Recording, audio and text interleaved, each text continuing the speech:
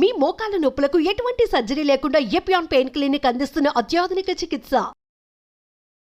Holistic nutritionist నా friend Sridevi జాస్తితో ఇవాళ long conversation మీరందరూ చాలా యూస్ఫుల్ గా ఎంజాయ్ చేస్తూ చూడబోతున్నారు.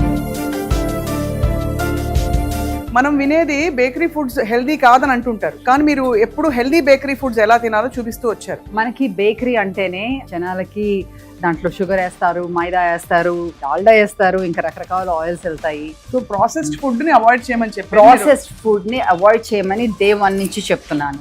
ప్రాసెస్డ్ ఫుడ్ అన్నదే మనకి దీంట్లో మీరు ఊహించని కూడా ఊహించరు. దీంట్లో హోల్ వీట్ ఫ్లవర్ ఉంది, మైదా లేదు.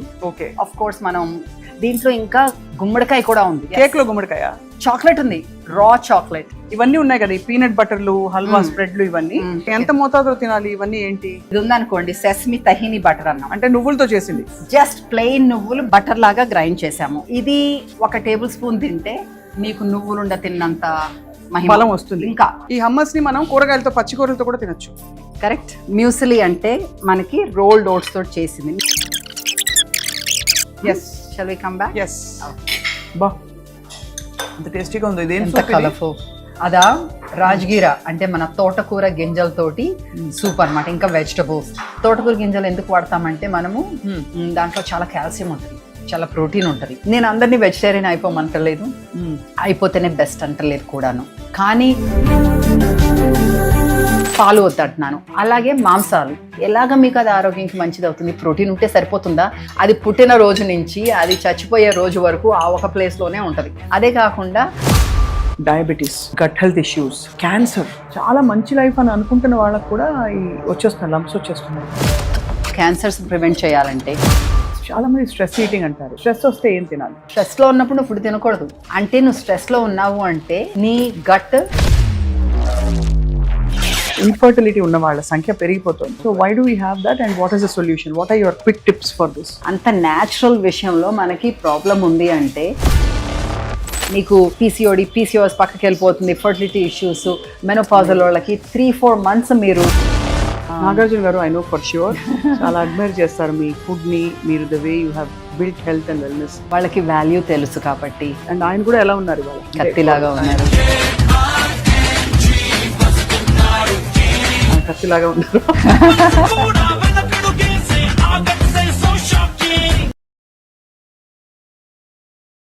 సో ప్రెజెంట్ ఉండాలి, should be mindful.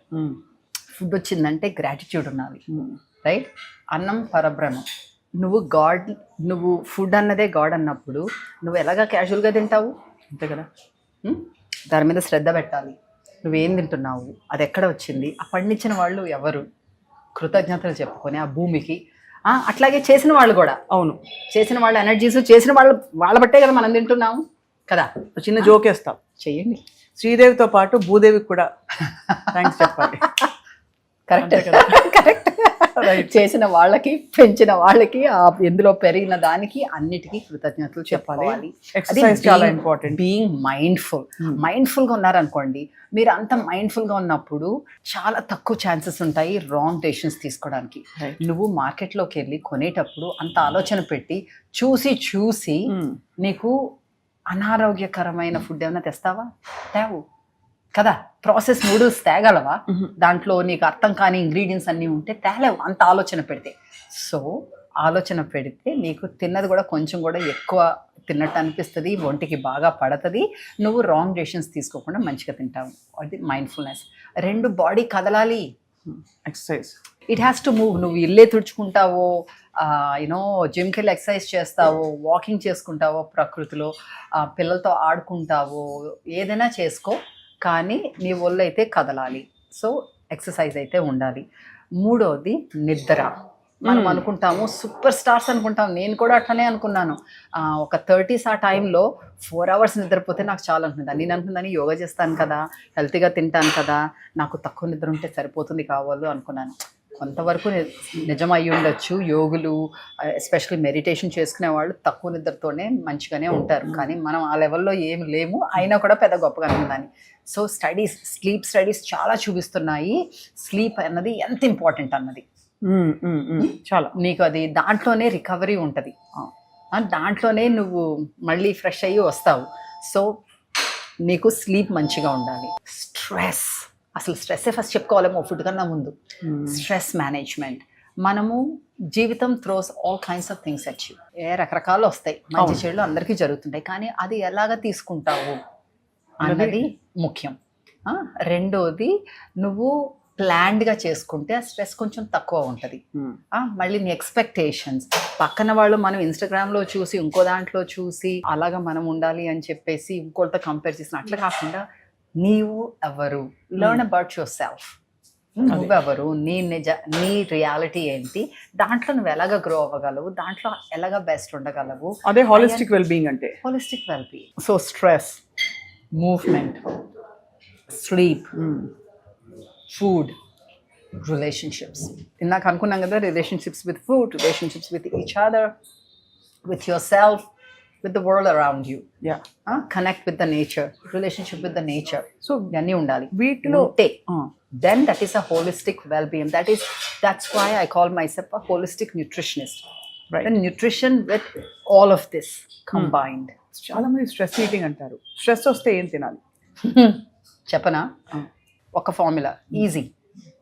Don't eat anything. Don't eat anything. స్ట్రెస్లో ఉన్నప్పుడు నువ్వు ఫుడ్ తినకూడదు.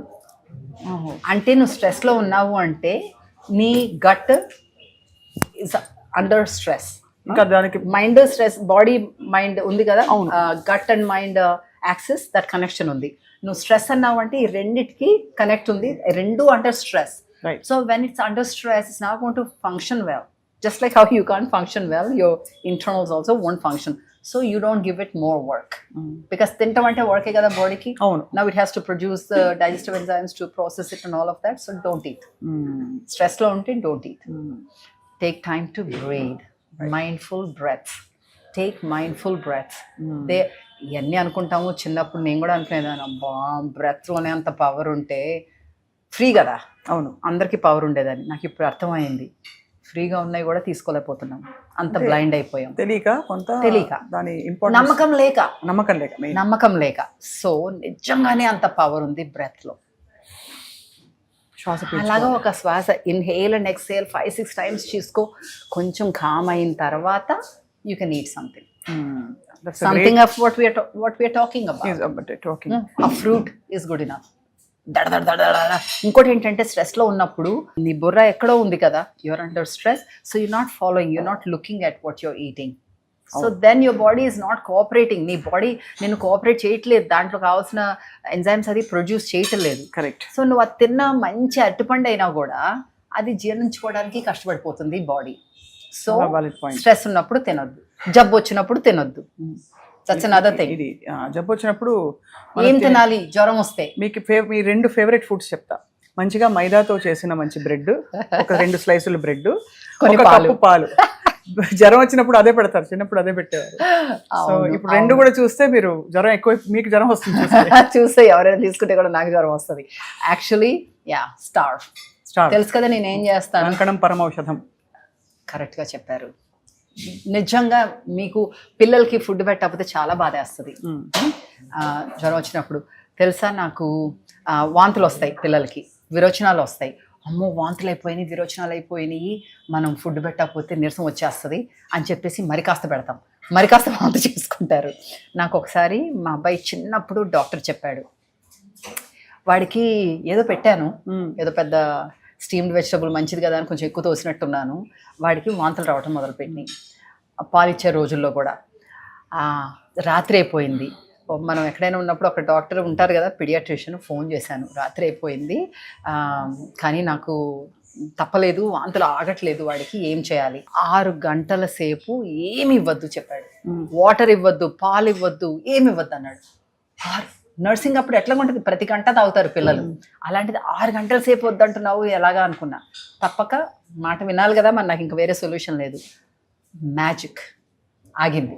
6 గంటల సేపు ఎలా పడ్డానో నాకు తెలీదు, కానీ సేమ్ సొల్యూషన్ ఎంత మందికి తర్వాత నేను వాడి మీద ప్రయత్నం అయ్యింది, ఎంతోమంది చెప్పాను. ఇప్పుడు డాక్టర్స్ కూడా అదే చెప్తారు.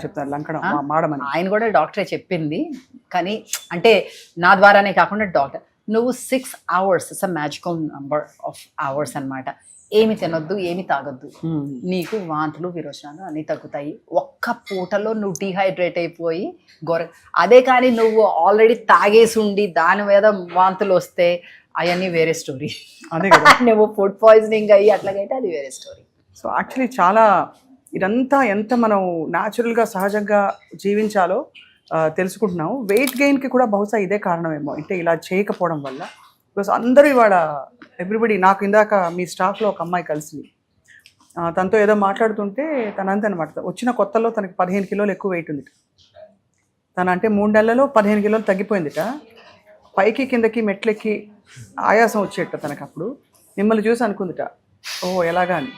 And I also know for a fact that చాలామంది ఫిల్మ్ స్టార్స్ మిమ్మల్ని అడ్మైర్ చేస్తారు ఫర్ యువర్, మీరు ఎలాగా సన్నగా ఉన్నారు. మీ వయసు చెప్పారంటే అందరు మోసపోతారు, కాబట్టి చెప్పట్లేదు.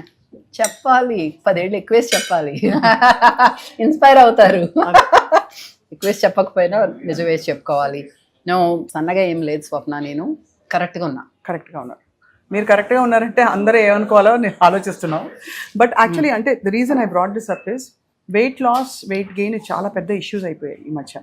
ఎందుకంటే దానివల్లే కొంచెం రకరకాల కొత్త రొటీన్స్లోకి వెళ్ళిపోతున్నారు. అవును. బట్ మీరు ఎప్పుడు చెప్పేది శుభ్రంగా హోల్ ఫుడ్స్ తిని, కావాల్సినంత తిని, సరిగ్గా తింటే ఆ వెయిట్ కూడా ఆటోమేటిక్గా తగ్గిపోతుంది, ఇన్ఫ్లమేషన్ తగ్గిపోతుంది బాడీలోని. కరెక్ట్. ఏంటో తెలుసా ఇప్పుడు వచ్చిన ప్రాబ్లం? Quick solutions. తగ్గిపోవాలి, వెయిట్ తగ్గిపోవాలి, నాకు 2 నెలలే ఉంది టైం. ఈ నెలలో నేను 4 కేజీలు తగ్గిపోవాలి, ఇంకో నెలలో ఇంకో 4 కేజీలు తగ్గిపోవాలి, నేను అలాగైపోవాలి. క్విక్ సొల్యూషన్స్ పనికిరావు. అందుకే రాంగ్ డైట్స్ మీద వెళ్తారు. అది ఈ కీటో డైట్ అని, ఇంకో డైట్ అని రకరకాల వాటి మీదకి వెళ్ళిపోతారు. ఫర్ షార్ట్ టైం ఏదో కొంచెం నీకు హెల్ప్ అవడానికి ఏదో వారం 2 రోజులు క్లెన్స్ చేసుకోవడం, డీటాక్స్ చేసుకోవడం అంటే ఓకే. క్విక్ సొల్యూషన్ కావాలి అందరికీ. నెల రోజుల్లో తగ్గిపోవాలి, 2 నెలల్లో తగ్గిపోవాలి. నేను రోజుకి ఒక పూటే తింటాను భోజనం. ఓకే, నీకు క్యాలరీస్ లెస్ అయితే న్యాచురల్లీ కొంచెం తగ్గుతావు, కానీ ఎన్ని రోజులు అవుతావు అట్లాగా? నీకు న్యూట్రియంట్స్ అన్నీ వస్తాయా దాంతో? నీకు తెలుసా ఎలాగ తినాలి? 1 మీల్ ఏ డే తప్పంటల్లా, కానీ నీకు తెలుసా ఎలాగ తినాలి?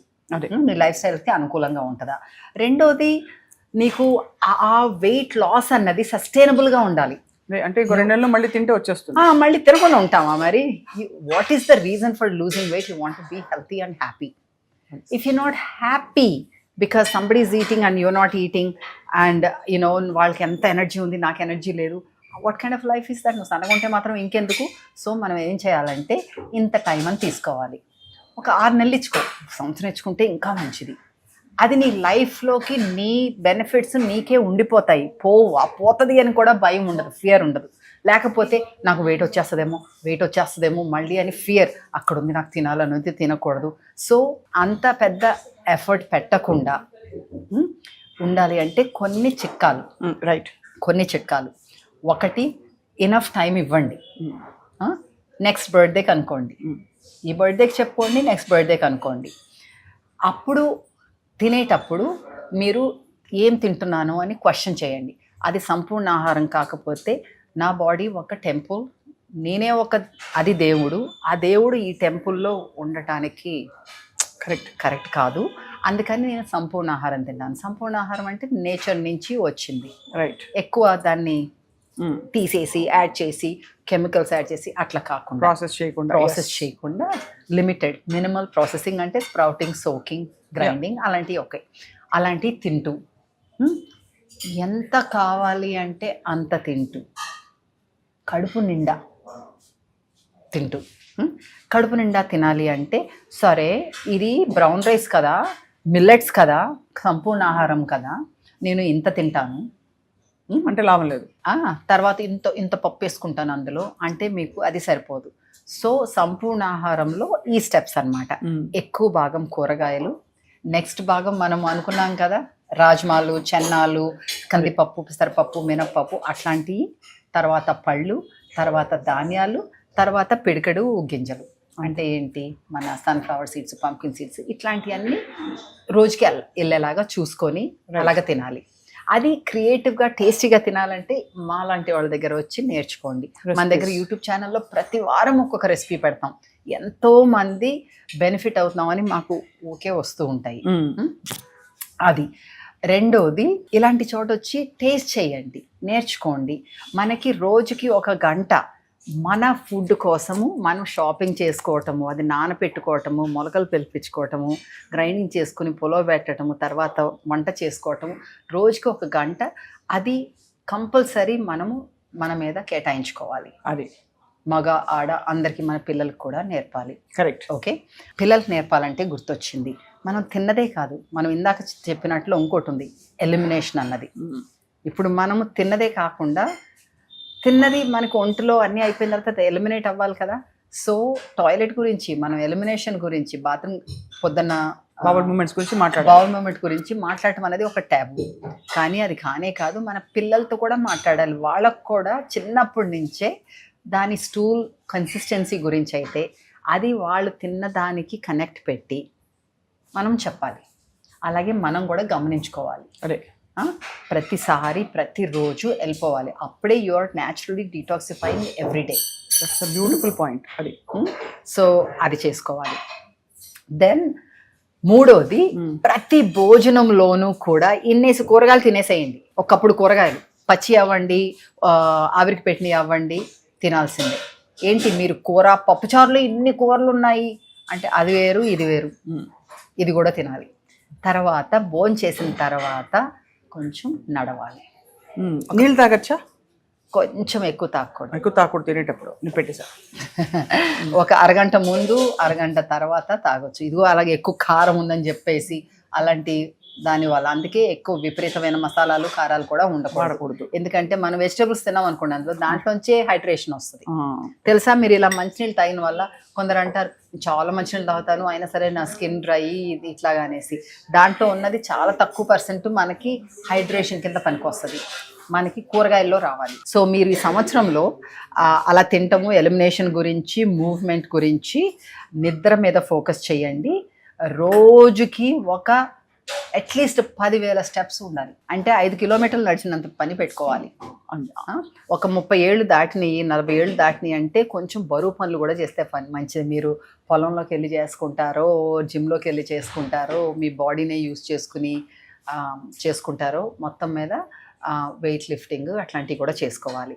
సో ఈ 5 స్ట్రెస్ని మేనేజ్ చేసుకుంటూ, స్ట్రెస్ని ఎట్లా మేనేజ్ చేసుకుంటాము? బ్రీదింగ్, డీప్ బ్రీదింగ్, ప్రాణాయామ, సుఖ ప్రాణాయామ అవ్వచ్చు, అనిలోమ్ విలోమ్ అవ్వచ్చు, కపాలభాతి, భాస్త్రిక, భ్రామరి అన్నీ చేసుకోవచ్చు. మీకు ఇవన్నీ కుదరలేదు అంటే నా పర్సనల్గా అయితే బెడ్ టైం రొటీనే కుదిరింది ప్రాణాయామకి, మెడిటేషన్కి. సో అప్పుడు మనం భాస్త్రికను కపాలభాతి చేసుకుంటే మనకి ఎక్కువ కూర్చుంటాం. అందుకని ఊరికే సుఖ ప్రాణాయామ చేసుకుని ఒక పావు గంట అలా చేసుకుని పడుకుంటే మంచిగా నిద్ర వస్తుంది. సో ఫోకస్ ఆన్ నిద్ర, stress management, movement, what you're eating, what you're eliminating, and what you're including in your relationships, and what you're saying that I don't need this. Super. I love that.